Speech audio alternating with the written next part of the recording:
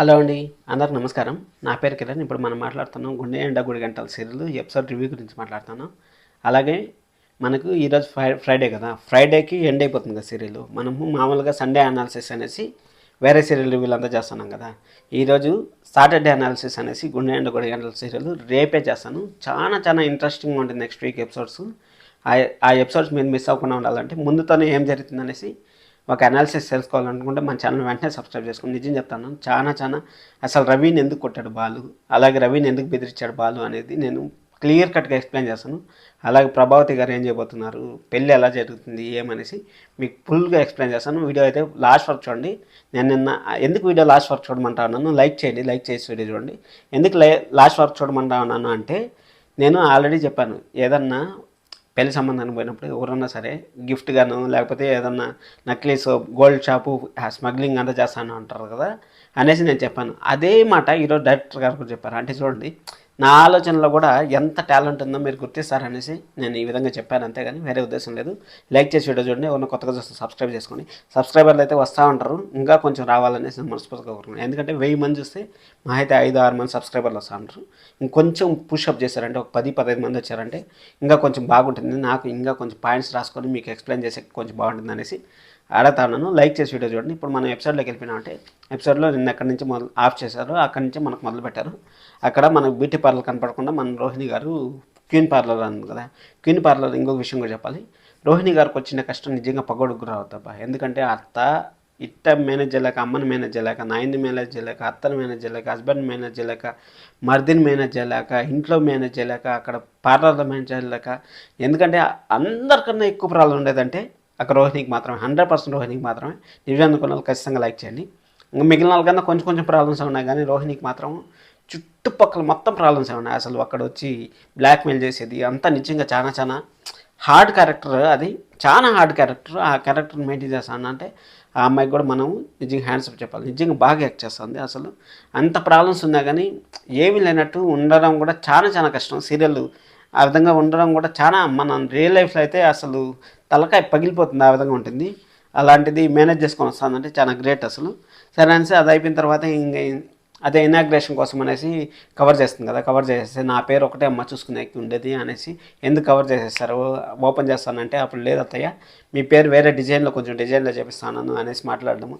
అవంతా మాట్లాడేటప్పుడు సహజంగా సీరియల్ అనేది ఎలా ఉంటుందంటే మనకి కొంచెం టెన్షన్ పెట్టేదానికి డైరెక్టర్ గారు ఏదో ఒకటిని ఎవరినో ఒకరిని రప్పించడం ఆ విధంగా చేస్తూ ఉంటారు. అదేవిధంగా పార్లర్లో పార్లర్ ఓనర్ వచ్చింది అంటే క్వీన్ పార్లర్లో అమ్మేసింది కదా, వాళ్ళ ఓనర్ వచ్చిన తర్వాత లెక్కలు చూడాలి, ఇవి చూడాలి. ఎందుకంటే వాళ్ళ అత్తుండేటప్పుడు కొంచెం మనల్ని టెన్షన్ పెట్టాకి, కానీ అక్కడ ఏం జరగదని మనకు తెలుసు, కానీ ఊరికే టెన్షన్ పెట్టాకి ఆ విధంగా మనల్ని ఇమాజిన్ చేసుకోమంటారు మనల్ని. అంటే మనం టెన్షన్ పడితే బాగుంటుంది అనేసి. మనిషి సైకాలజీ కూడా అంతే. ఇప్పుడు సాఫీగా జరుగుతుంది అనుకోండి లైఫ్, ఆ సాఫీగా జరిగే లైఫ్ ఎవరికి అవసరం లేదు. టఫ్ టర్న్లు అనేది వస్తాయి చూడండి. ప్రతి ఒక్కరికి లైఫ్ అనేది ఒకేలాగా ఉండదు. అది కోటేశ్వర్లైనా కానీ, బీదోడైనా కానీ, మిడిల్ క్లాస్ అయినా కానీ, ఎవరి లైఫ్ వాళ్ళది ఉంటుంది. అందుకోసం అనేసి మనకు కూడా మన క్యూరియాసిటీ. ఇప్పుడు ఆ పద్మావతి గారు వచ్చారు, అక్కడి నుంచి మాట్లాడుకున్నారు, వెళ్ళిపోయినారు అంటే ఏం కిక్ ఉంటుంది చెప్పండి. అప్పుడు క్వీన్ వాంటర్ వచ్చింది, క్వీన్ వాంటర్ వస్తాయి, ప్రభావతి గారు యాడ్ చూసేస్తారు, లేకపోతే ఆ విధంగా మనల్ని కొంచెం టెన్షన్ పెట్టడానికి ప్రతి సీరియల్లో జరిగేది. అది జరుగుతుంది కాబట్టి మీకు చెప్తాను. అది అయిపోయిన తర్వాత తినేసి, అది అయిపోయిన తర్వాత సరే మసాజ్ చేస్తా అనేసి ప్రభావతి గారిని తీసుకెళ్ళింది. ఫైనల్గా మసాజ్ అయితే కంప్లీట్ అయిపోయింది. ఆ క్వీన్ పార్లర్లో వెళ్ళిపోయిన తర్వాత అక్కడ విద్యతో మాట్లాడతాం. విద్య అంటే మన రోహిణి వాళ్ళ ఫ్రెండ్. ఆ అమ్మాయితో మాట్లాడుతాం కదా, ఆ అమ్మాయితో మాట్లాడుతూ ఉంటే రవి అంతా బాగా మీ పిల్లప్పుడు కొంచెం క్లోజ్గా ఉండింది, అసలు డబ్బు ఉండే వాళ్ళు కాదు కదా, మీలాగా మలేషియాలో ఎవరన్నా మీ ఫ్రెండ్స్ కానీ మీ నాన్నకు తెలిసిన వాళ్ళు ఎవరన్నా ఉంటే మన రవికి ఇచ్చి పెళ్లి చేసేద్దాం, డబ్బు ఉండే వాళ్ళకి ఇచ్చి పెళ్లి చేసేద్దాం. డబ్బు ఉండేవాళ్ళు మనుషులు కావాలి అనేసి ఎవరు అనుకోవద్దండి, మనసు కావాలనేసి అనుకోవద్దండి, డబ్బు ఉండే వాళ్ళే అనుకోండి. సరే మీ ఇష్టం, అది మీకు వదిలేస్తాను. అలాగే మీనాన్ని వదిలేసామంటే ఇంక మీనా వాళ్ళ చెల్లిని ఇచ్చి పెళ్లి చేస్తుంది, మనం ఆ విధంగా చేయకూడదు అంటే సరే అనేసి ఆ మాట వినరు, అసలు రోహిణి గారు వినరు. అక్కడ వాళ్ళు క్వీన్ పార్లర్ వాళ్ళు వచ్చింటారు కదా, అక్కడికి వెళ్ళిపోయింటారు. సరే అనేసి ఫైనల్గా మన శృతి అయితే ఎంటర్ అయింది. శృతి మాత్రం ఓవర్ స్పీడ్, మామూలు స్పీడ్ కాదు అసలు, నెక్స్ట్ లెవెల్. అసలు అమ్మాయికి అంత తెగింపు, అంత గట్స్ రావడం అనేది కూడా కొంచెం లేదా అసలు గుండె నొప్పి తెప్పించింది మన మీనాకి. అసలు ఆ విధంగా టెన్షన్ పెట్టేసింది. అసలు బాలు అంటే మా ఆయనకన్నా 100 రెట్లు ఫాస్ట్గా ఉండవు నువ్వు అనేసి అన్నాము. అసలు బాలునే మించిపోయింది అనాలి. ఎందుకంటే అంత ప్రాబ్లం ఉంది, ఎందుకంటే అంత ప్రేమించింది. మంచి అమ్మాయి, చాలా చాలా మంచి అమ్మాయి. అసలు ఎవరికైనా కష్టం ఉంది అంటే మాత్రం చాలా హెల్ప్ చేస్తుంది ఆ అమ్మాయి శృతి. ఆ అమ్మాయికి రవి అంత మంచోడికి శృతి అంత మంచి లాంటి అమ్మాయి కావాలి. ఆ అమ్మాయి కావాలనుకుంటే మన ఛానల్ సబ్స్క్రైబ్ చేసుకోండి, అలాగే లైక్ చేసి వీడియో చూడండి. ఎందుకంటే రేపు మనం సాటర్డే అనాలిసిస్ చేస్తాం కదా, దాంట్లో మీకు ఎక్స్ప్లెయిన్ చేస్తాను ఏం జరుగుతుంది నెక్స్ట్ వీక్ ఏమనేసి. సరే అనేసి అదంతా అయిపోయిన తర్వాత నేను ప్రేమించినాను. రవి లేడా అంటే వాడు బండోడు మనకొద్దు, నేను ఇంత మాట్లాడడానికి వచ్చాను, నేను రవిని ప్రాణకన్నా ఎక్కువగా ప్రేమించాను, నాకు పూల పుట్టి అట్టేసి చేయడం, మళ్ళీ శారీ కట్టుకొని వచ్చాను, నువ్వు శారీలు కూడా కడతావా అనేసి అన్న. అప్పుడు ఒక చూపు చూడుతుంది. ఆ విధంగా చాలా చాలా ఫన్నీగా ఉంటుంది సీరియల్. ఈరోజు ఫన్ లేదు, కానీ సీరియల్ అయితే ఖచ్చితంగా బెటర్గానే ఉంటుంది. సరే అనేసి అది బాగానే ఉంటుంది. అది అయిపోయిన తర్వాత సరే పూలు పెట్టుకుంటే మీనా ఎక్కడ పోయినా పూలు పూలు పూలు, మీనా వాళ్ళ అత్త పూలు అంటుంది, అంత పూలు మయం చేస్తూ ఉంటారు మీనాని. చూద్దాం. చికెన్ తీసుకొని వచ్చాను, రవిని కూడా నేను దగ్గరికి తీసుకొచ్చి మీ ఇద్దరిని కలిపాను అనేసి మీనా బాగా టెన్షన్ పడిపోతూ ఉంటుంది. ఉంటే సరే మా అత్తగారు వచ్చే టైం అయింది, మనం ఇక్కడ మాట్లాడకూడదు అనేసి మిద్ది పైకి తీసుకుపోతుంది. మిద్ది పైకి తీసుకుపోయిన తర్వాత అక్కడంతా మాట్లాడుతూ ఉంటుంది, మొత్తం ఎక్స్ప్లెయిన్ చేస్తుంది. ఈ విధంగా అదే చెప్పాను కదా ఆల్రెడీ, ఎవరన్నా సరే గిఫ్ట్ ఇస్తారు, లేకపోతే నాకు ఇస్తారు, ఏదో ఒకటి నెక్లెస్ ఇస్తారు, ఏదో ఒకటి ఇస్తారు గిఫ్ట్ అంటే. వాడు గన్ ఇచ్చాడు, వాడు అంత శాడిస్ట్ ఇంకొకటి లేడు.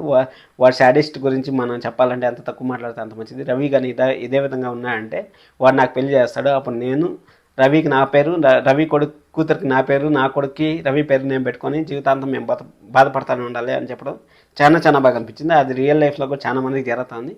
కానీ ఈ విధంగా ధైర్యం చేసి మాట్లాడలేకుండా కొంతమంది పోతూ ఉంటారు. అది నా విషయం. ఏదన్నా ఉంటే మాట్లాడండి, ఒకసారి మాట్లాడడంలో తప్పులేదు కదా. ఇంకా సరే అనేసి అది అయిపోయిన తర్వాత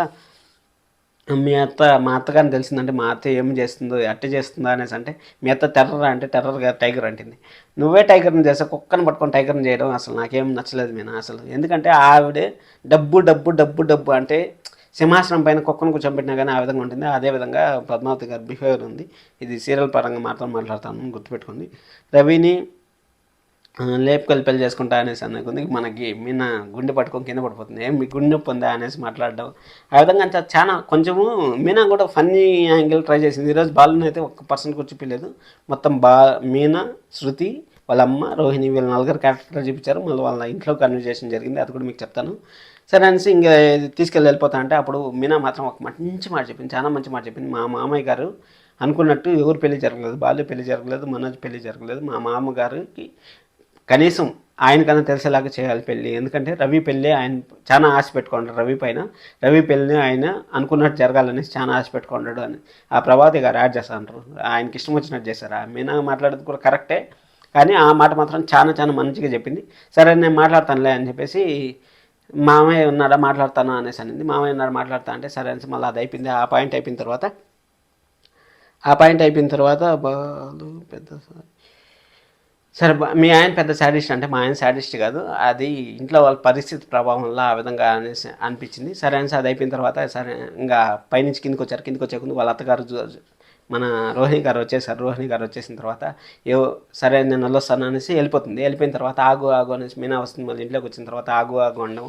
ఆగిన తర్వాత ఎవరు అతను అంటే నా ఫ్రెండ్ అనేసి అన్నాం. అంటే ఫ్రెండ్ ఎట్ట ఫ్రెండ్ అయింది అనేసి మాట్లాడడం. ఆ విధంగా ఎవరైనా అడ్రస్ వచ్చాక ఇంట్లోకి కొట్టొస్తారా, మిద్దిపైకి పోతారా?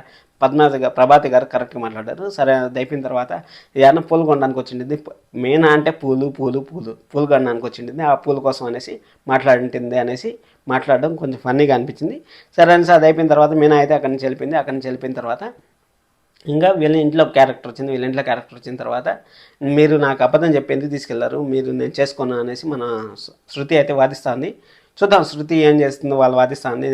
మీరెవరు నా పెళ్లి చేయడానికి అనే శృతి గట్టిగా మాట్లాడేకుంది. వాళ్ళ తల్లిదండ్రులు రెస్పెక్ట్ చేయాలి. అదే పిల్లలు కూడా ఒక 10% అన్నా మనం ఆలోచించాలి వాళ్ళ గురించి, ఏం జరుగుతుంది, ఎక్కడ జరుగుతుంది. మీకు ఆ రవి ఒకటి డబ్బులు లేదనేసి మీరు కూడా ఆలోచిస్తూ ఉంటారు, కానీ ఆ శాడిస్ట్కి ఇచ్చి చేసినారంటే మీరు లైఫ్ లాంగ్ బాధపడతారు. అది మాత్రం గుర్తుపెట్టుకొని మీకు చెప్తాను నేను. అది అయిపోయిన తర్వాత సరే సార్ అది అయిపోయిన తర్వాత ఇంకా శృతి అయితే చెప్పింది, నేను నా ఇష్టం వచ్చినట్టు నేను చేస్తాను, మీరు నా జీవితాన్ని రీసెర్చ్ చేసాక మీరు అనేసి గట్టిగా మాట్లాడి ఆడికి సీరియల్ అయితే ఎండ్ అయిపోయిన తర్వాత నెక్స్ట్ ఫర్దర్గా ఏం జరుగుతుందని మనం సాటర్డే ఎపిసోడ్లో మాట్లాడుకుందాం అనుకున్నాం కదా. ఖచ్చితంగా చాలా చాలా ఇంట్రెస్ట్గా ఉంటుంది. ఇంతసేపు వీడియో చూసినట్టు ఖచ్చితంగా నచ్చింది అనుకుంటాను. సబ్స్క్రైబ్ చేసుకున్న వాళ్ళందరికీ నేను మంచి కంటెంట్ ఇవ్వడమే నా ఉద్దేశం. అందుకోసం నేను మిమ్మల్ని ఎన్నిసార్లు సబ్స్క్రైబ్ చేసుకోమంటాను. అలాగే లైక్ చేసి వీడియో చూడండి. లైక్ చేసి వీడియో చూసారంటే చాలా మందికి పోతుంది. దానికోసం లైక్ చేయండి. లైక్ చేసిన వాళ్ళందరికీ నమస్కారం. సబ్స్క్రైబ్ చేసుకున్న వాళ్ళకి మరీ నమస్కారం. ఎందుకంటే మీరు సబ్స్క్రైబ్ చేసుకుంటే నాకు సబ్స్క్రైబర్ కౌంట్ పెరుగుతుంది. అప్పుడు వీడియోస్ రీచ్ అయ్యేదానికి కూడా ఎక్కువ అవుతుంది. దానికోసం సబ్స్క్రైబ్ చేసుకుంటూ ఉన్నాను. రేపటి కోసం వెయిట్ చేయండి. రేపటి కోసం సబ్స్క్రైబ్ చేసుకోండి. Thank you so much. This is Kiran. By love you all.